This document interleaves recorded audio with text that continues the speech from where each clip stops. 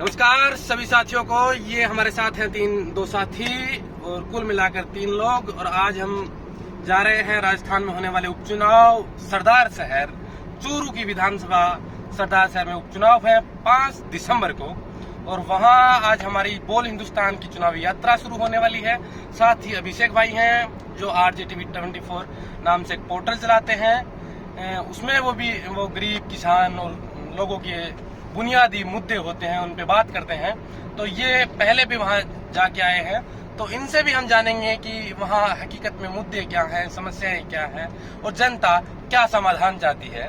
ये हमारे साथ है अभिषेक, जो बोल हिंदुस्तान में जो काम आप देखते हैं उसके पीछे जिसका अहम हिस्सा होता है, अहम हिस्सेदारी होती है, वो साथी अभिषेक की होती है।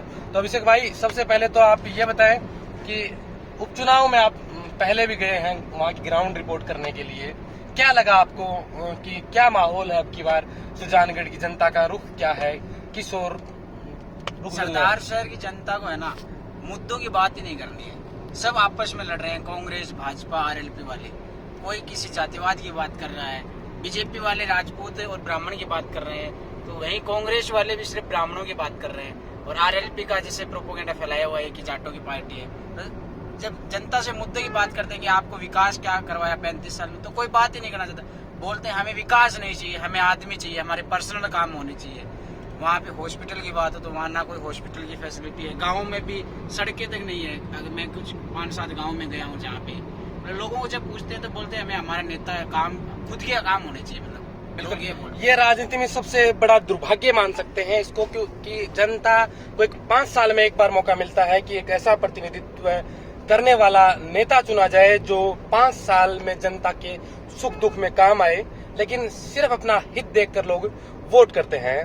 और थोड़ा सा सुजानगढ़ के बारे में जहां तक मुझे जानकारी है वो मैं आपको बता दूं कि सरदार शहर के बारे में, तो भंवरलाल जी शर्मा जो 7 बार से विधायक हैं, 8 बार उन्होंने चुनाव लड़े हैं, जिसमें से 1 बार अशोक पिंचा जो BJP के अब की बार उम्मीदवार बनाए गए हैं वो चुनाव जीते थे। यानी कि 35 साल राजनीति की है भंवरलाल शर्मा ने। और अब उनकी लंबे समय से वो बीमार थे, जिसके कारण उनकी मृत्यु होने के बाद आकस्मिक निधन हुआ। उसके बाद उपचुनाव होने वाले हैं। महज 10-12 महीने का उपचुनाव का समय बचा है, माफ कीजिए, चुनाव का ये समय बचा है, क्योंकि 23 में विधानसभा चुनाव भी है। तो काफी लोगों का कहना है कि ये सेमीफाइनल होने वाला है 23 के चुनाव से पहले। और एक और दिलचस्प आंकड़ा देखें तो 2014 के बाद राजस्थान में कुल 13 उपचुनाव हुए हैं, जिसमें से भाजपा 3 उपचुनाव जीत पाई है और सारे 10 उपचुनाव कांग्रेस जीती है।